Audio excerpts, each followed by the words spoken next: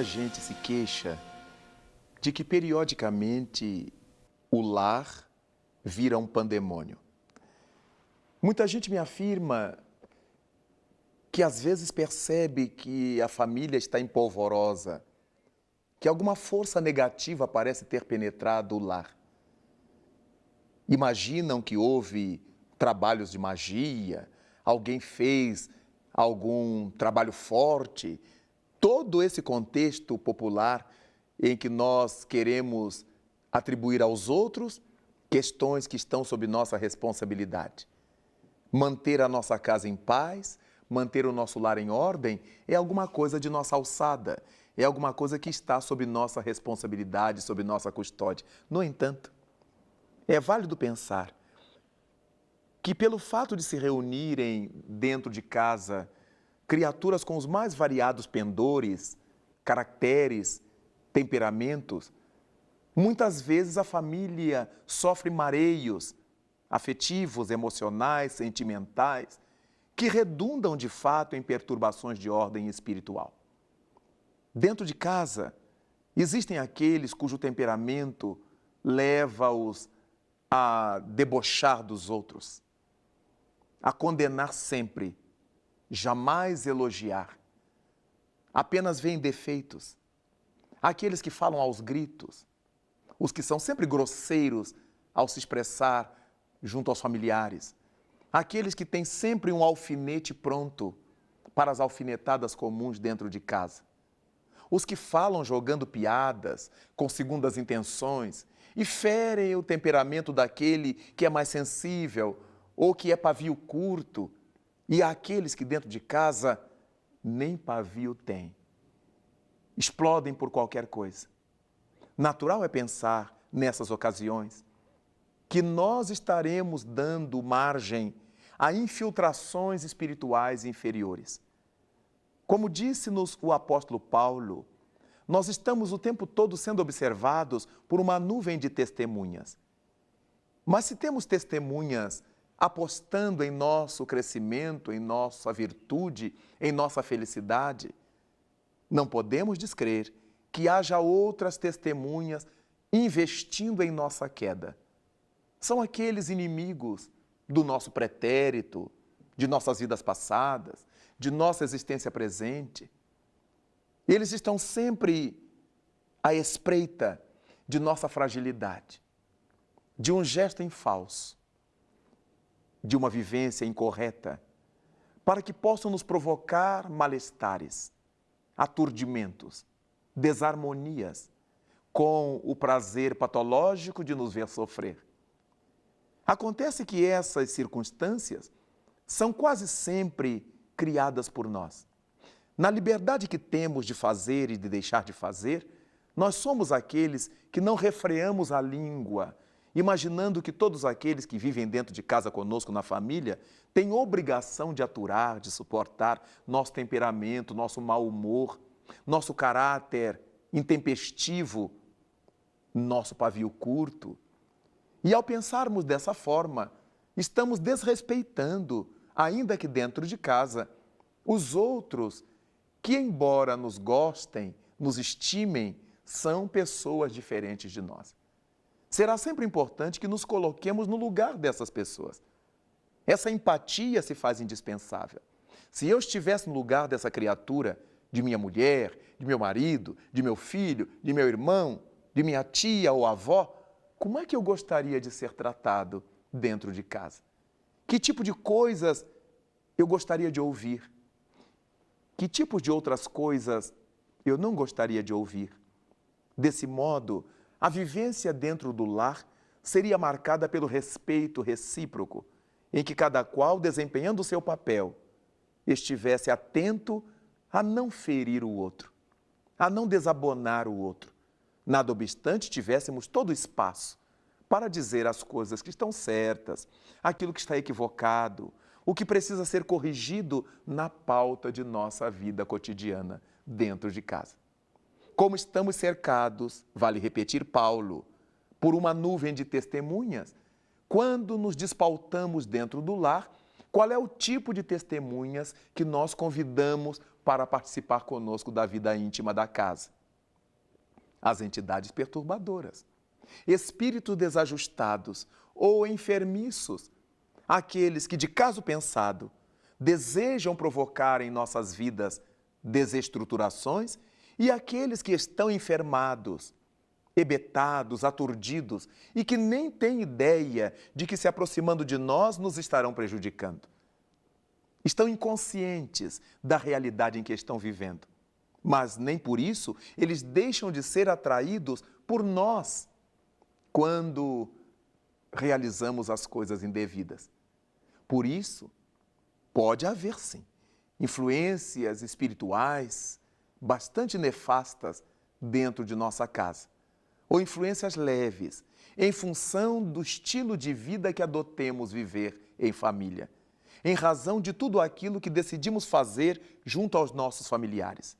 Se a nossa proposta for de viver o respeito, o amor, a harmonia, certamente atrairemos nobres espíritos para bafejar nosso lar.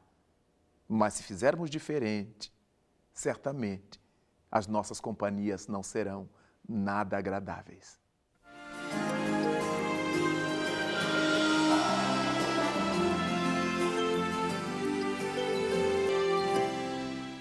Todas as influências que venhamos a sofrer em nossa residência, em nossa casa, não temos que pensar primeiramente que alguém nos desfechou pensamentos negativos, que alguém está fazendo trabalhos contra nós, trabalhos de magia, porque o que manda na nossa casa é a nossa vivência.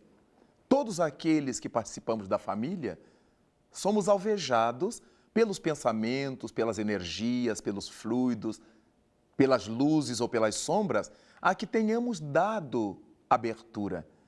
Se nós estivermos vivendo com Deus, na honestidade, na dignidade, no respeito recíproco, qual é o mal que nos vai atingir? Qual é a sombra que nos vai visitar? Mas quando nós estivermos nessa hibridização, como diz o ditado popular, acendendo uma vela para Deus e outra para o demônio, obviamente não somos fiéis a ideia nenhuma. Nós estaremos sempre no campo do quem dar mais. E por causa disso, ficamos vulneráveis a acompanhamentos nocivos.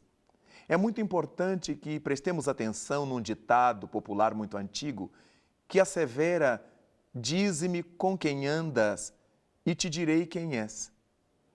Naturalmente, quando estamos lidando com as questões espirituais, a proposta é diferente. Os espíritos nos dizem: dize-me quem és e te direi com quem andas. É a partir da nossa forma de ser, é a partir do nosso modo de viver, do pensamento que cultivamos, das ações que praticamos, que elegemos os nossos acompanhamentos espirituais.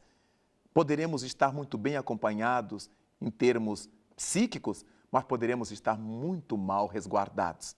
Daí vale a pena a família ter esse cuidado na sua convivência. Ninguém vai imaginar que dentro de casa não teremos altercações, alguma indisposição, alguém que fale de uma forma mais ríspida, mais áspera com o outro, e outro se debulhe a chorar. Isso tudo faz parte da normalidade da vida doméstica cotidiana.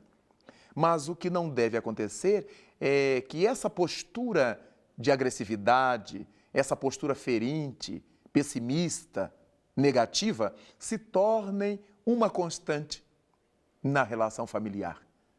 Quando isso se tornar uma constante, não podemos ter dúvida de que estaremos mal assistidos. Criaturas espirituais de má índole, ou ignorantes, ou inconscientes, estarão procurando fazer ninho na nossa consciência.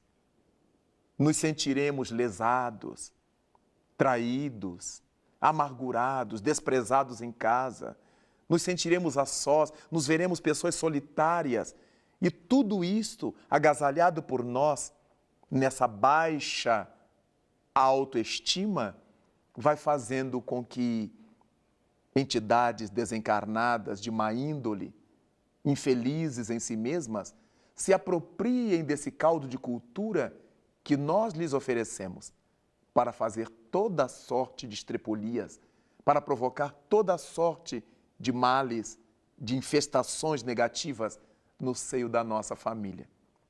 Será de bom alvitre instalar em nossa casa, pelo menos uma vez por semana, o hábito de orar, o Evangelho no lar, como chamamos, ou Jesus no lar, como quisermos. 5 minutos, ou 10 minutos, 15 minutos, para lermos uma página do bem, uma página do Evangelho, uma página bíblica, ou de um livro nobre que tenhamos na mão. Ler, comentar, verificar onde é que aquelas lições servem à nossa vida doméstica, à vida da família e à nossa vida individual. Depois, fazer a nossa oração agradecendo a Deus pela nossa família, pela nossa convivência, pela nossa harmonização e pedir a esse sempiterno, a esse Pai de amor e de bondade, a força de que necessitamos como membros de um clã, de um grupo doméstico, de uma família, para resistirmos a todas as tentações que nos vão encontrar pelos caminhos. Basta que saiamos às ruas para que tenhamos todo tipo de dificuldades e de facilidades.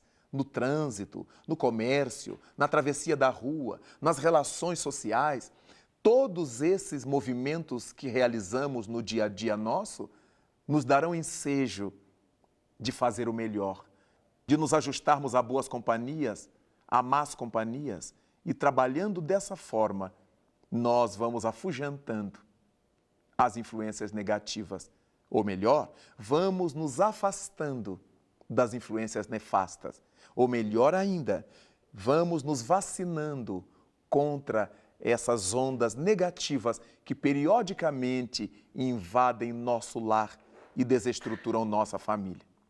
É por causa disto que nós pensamos no quanto será importante para nós a oração em família, nas bênçãos do lar.